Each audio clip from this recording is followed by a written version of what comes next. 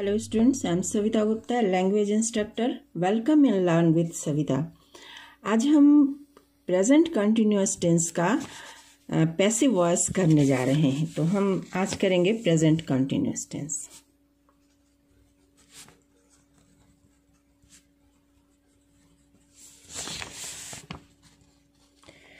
तो सबसे पहले हम ये देख लें कि प्रेजेंट कंटिन्यूअस टेंस के सेंटेंसेस को हम कैसे पहचानेंगे।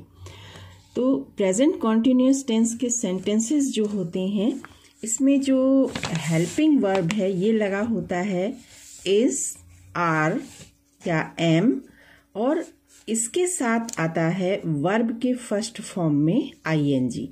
आईएनजी ये इसका होना सबसे बड़ा पहचान है present continuous. Present is are am यानी कि प्रेजेंट बताता है, और वर्ब का फर्स्ट फॉर्म में आईएनजी ये बताता है कॉन्टिन्यूअस टेंस। तो इन दोनों की उपस्थिति किसी सेंटेंस में ये बताता है कि सेंटेंस प्रेजेंट कॉन्टिन्यूअस टेंस का है। ठीक है, जैसे कि यहाँ दिया हुआ है Sita is singing a song, तो यहाँ पर हेल्पिंग वर्ब इज है प्रेजेंट टेंस का, और वर्ब के फर्स्ट फॉर्म में आईएनजी लगा है। इसका मतलब कि ये जो सेंटेंस है ये कौन से टेंस का है? प्रेजेंट कॉन्टिन्यूअस टेंस का है। सो अब आप ये देखिए कि हम इसका पैसिव वॉइस जब बनाना होगा तब हम इसको कैसे बनाएंगे। तो सिंपल है, हम सेंटेंस में सबसे पहले सब्जेक्ट चुन लीजिए, वर्ब चुन लीजिए और ऑब्जेक्ट चुन लीजिए। ठीक है, अब जैसा कि पहले वाले सिंपल प्रेजेंट टेंस में आपने नियम देखा था, इस ऑब्जेक्ट को हम क्या बना देते हैं? सब्जेक्ट बनाते हैं, और सब्जेक्ट के नंबर के अनुसार हम इसमें, क्योंकि प्रेजेंट टेंस है तो हम एम, इज या आर लगा देंगे, और फिर लिखा जाता है वर्ब का थर्ड फॉर्म। लेकिन वर्ब में आईएनजी है, तो इस आईएनजी को हटाने के लिए हम यहाँ पर बी में आईएनजी लगा करके इसे हटा देते हैं, बीइंग, और फिर हम लिखते हैं वर्ब का थर्ड फॉर्म, और फिर इसके बाद आता है हमारा बाई के साथ, जो यहाँ सब्जेक्ट है। अगर नाउन है तो नाउन आ जाता है, अदरवाइज इसका ऑब्जेक्टिव फॉर्म आ जाता है।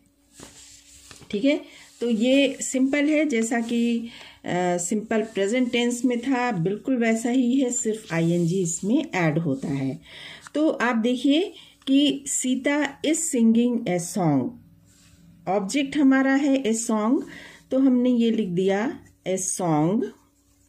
ए सॉन्ग सिंगुलर है इसलिए यहाँ पर आएगा इज, आईएनजी को हटाया बीइंग। सिंग का थर्ड फॉर्म सिंग, सैंग, संग, क्या आएगा? Sung by Sita. Okay, clear? Next आ जाइए, यहाँ तीन चीज आपको निकालना बहुत जरूरी है, सब्जेक्ट, वर्ब एंड ऑब्जेक्ट। तो हमारा है मैरी सब्जेक्ट, आंसरिंग ये मेन वर्ब आ गया, और द क्वेश्चन हमारा ऑब्जेक्ट आ गया। तो ऑब्जेक्ट को हम सब्जेक्ट बना करके यहाँ लिख दें द क्वेश्चन, द क्वेश्चंस। अब देखिए मेरी के साथ यहाँ इज लगा है, लेकिन क्वेश्चंस चूंकि प्लूरल नंबर है तो यहाँ पर क्या लगेगा? आर लगेगा।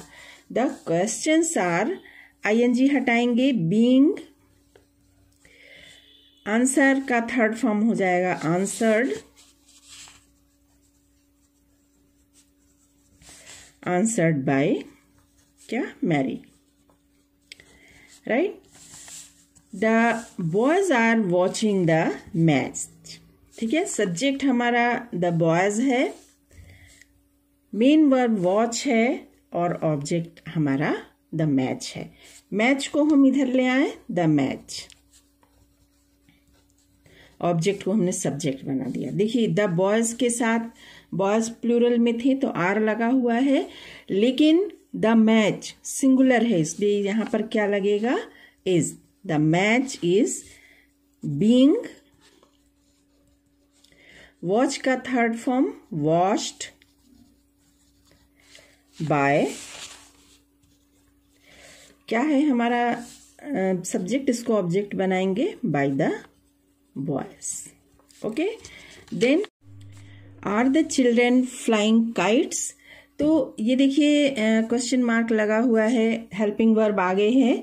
इसका मतलब ये हुआ कि ये जो सेंटेंस है ये इंट्रोगेटिव है। तो इंट्रोगेटिव में चूंकि यहाँ हेल्पिंग वर्ब आगे है तो पैसिव वॉइस में भी हेल्पिंग वर्ब आगे रहेगा। तो अगर आप बिगनर हैं, 8th 9th 10th के अगर स्टूडेंट हैं तो इसका एक सिंपल सा तरीका मैं बताती हूँ। या जहाँ पर आर है, आर के ठीक ऊपर थोड़ा सा हाथ रख लीजिए और सेकंड वर्ड से आप सेंटेंस सिंपल बनाना शुरू करिए। The children are flying kites. The children subject है, फ्लाइंग हमारा वर्ब है और काइट्स हमारा ऑब्जेक्ट है। तो यहाँ लिखना शुरू करिए कि काइट्स, जहां वर्ब आएगा वर्ब आप आगे लिख दीजिएगा, काइट्स। काइट्स के बाद क्या आएगा? आर। आर को आप आगे लिख लीजिए, काइट्स आर। फिर बीइंग, फ्लाई का third form, phloem by the children.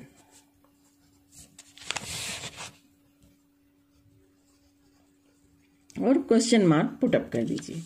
ठीक। John is not driving the car.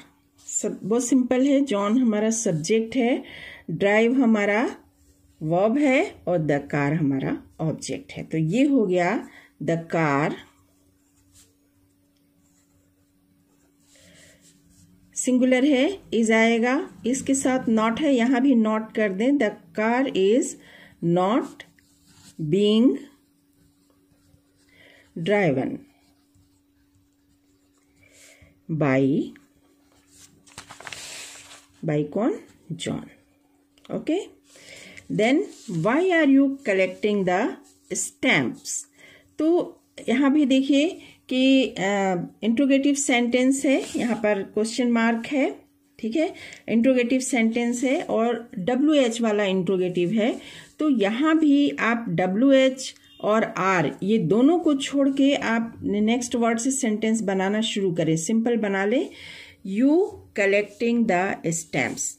Subject हमारा यू है, कलेक्टिंग वर्ब है और द स्टैम्प्स हमारा ऑब्जेक्ट है। तो हम यहाँ पर क्या कर लें? द स्टैम्प्स, ऑब्जेक्ट को सब्जेक्ट बना दे। स्टैम्प्स, स्टैम्प्स प्लूरल नंबर है इसलिए क्या आएगा? आर आएगा। तो आर हम यहां ना लिख करके आर के सामने लिख दें। ठीक है, the stamps are, then being, collect का third form collected by you. ठीक है, और वाई की जगह वाई लिख दें। तो हमारा इसमें अगर आप ऐसे बनाएंगे तो आपके अंदर गलती करने की, वर्ब को इधर से उधर करने में जो गलती, हेल्पिंग वर्ब को इधर से उधर करने में जो गलती होती है वो 0 हो जाएगा। Why are you collecting the stamps? Why are the stamps being collected by you? Then next हमारा सेंटेंस है who is smelling the flowers. तो ये जो सेंटेंस हु वाले हैं ये बहुत इम्पॉर्टेंट है और एग्ज़ाम में हमेशा पूछे जाते हैं। ये थोड़ा सा टिपिकल है बनाने में, लेकिन मैं एक बहुत अच्छा ट्रिक बता दूंगी, आप उसके हिसाब से बनाइए, गलती होने की संभावना बिल्कुल 0% हो जाएगी। तो यहाँ सबसे पहले हम इसका एक रफ बनाएंगे। हु, इसमें हमारा सब्जेक्ट है, स्मेलिंग वर्ब है और द फ्लावर्स क्या है? हमारा ऑब्जेक्ट है। तो एक सिंपल सा केवल रफ हम बनाएंगे। कैसे बनेगा? The flowers. तो चूंकि यहाँ फ्लावर्स प्लूरल नंबर में है इसलिए यहाँ आर आएगा। द फ्लावर्स आर, ING हटाएंगे, बीइंग, स्मेल का थर्ड फॉर्म हो जाएगा स्मेल्ट, बाई, हु का ऑब्जेक्टिव फॉर्म हो जाएगा होम। ठीक है, तो अब आप देखिए कि हमारे जो मेन हमारा जो सेंटेंस है एक्टिव वॉइस का, उसमें हु आगे है। तो WH वाले जो इंट्रोगेटिव सेंटेंस होते हैं इसमें WH को हम आगे ही लिखते हैं। तो यहाँ पर WH कहाँ है? होम। तो whom को हम आगे ले आएंगे, तो whom जब आगे आएगा तो by भी इसके साथ आएगा। बहुत ज़रूरी है कि आप जो चीज़ यहाँ से हटाएं उसे काट दें। तो हम काट दे रहे हैं, क्या आगे ला रहे हैं, by whom, और हम इसको यहाँ पर who के सामने लिखेंगे by whom। अब हेल्पिंग वर्ब है इज, तो ये जो रफ आपने बनाया है इसमें से हेल्पिंग वर्ब आप निकालिए और उसको आगे लिख दीजिए। आर को काट दीजिए यहाँ से और आप लिख दीजिए यहाँ पर आर, और इसके बाद पूरा का पूरा सेंटेंस एज इट इज आप शुरू से आखिरी तक उतार दीजिए। The flowers being smelled, question mark, है ना। तो ये बहुत ज़रूरी है कि आप जो आगे ला रहे हैं उसको काटते जाइए, अदरवाइज वो दोबारा रिपीट हो करके लिख जाएगा। तो हमारा जो सेंटेंस था who is smelling the flowers, तो इसका पैसिव वॉइस क्या बना, by whom are the flowers being smelled. ठीक है, एक और सेंटेंस हम ले लेते हैं इसी टाइप का हु वाला, और प्रैक्टिस के लिए देख लेते हैं।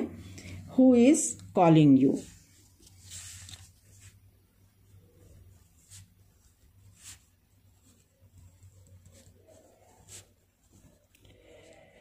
तो ये जो रफ आपने बनाया था ऊपर, इसे पूरा का पूरा काट दीजिएगा, है ना। बेहतर ये है कि रफ पेज पे बनाइए, पीछे की साइड नहीं बनाइए, हम आपको समझाना था इसलिए यहीं पे बनाया मैंने। Then who is calling you, इसी का आप बनाइए पहले रफ। हु हमारा सब्जेक्ट है, कॉलिंग वर्ब है और यू ऑब्जेक्ट है। तो आप यहाँ पर लिखेंगे यू, यू के साथ आएगा आर, यू आर, ING हटेगा, being called by whom।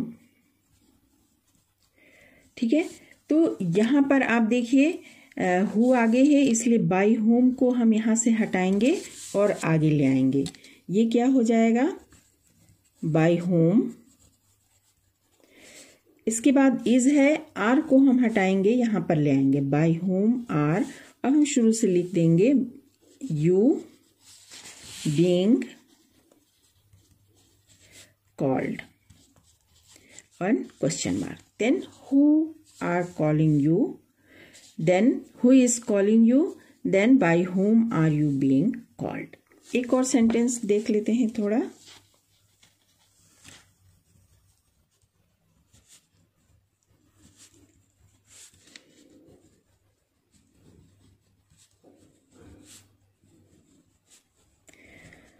someone is laughing at me, ठीक है, तो समवन हमारा सब्जेक्ट है, लाफिंग वर्ब है, मेन वर्ब है, और मी हमारा क्या है, ऑब्जेक्ट है ना। लेकिन आप देखिए लाफिंग के साथ एट लगा हुआ है, प्रीपोजिशन, है ना। तो इसको हम हटाएंगे नहीं, इसके साथ ही रखेंगे, है ना।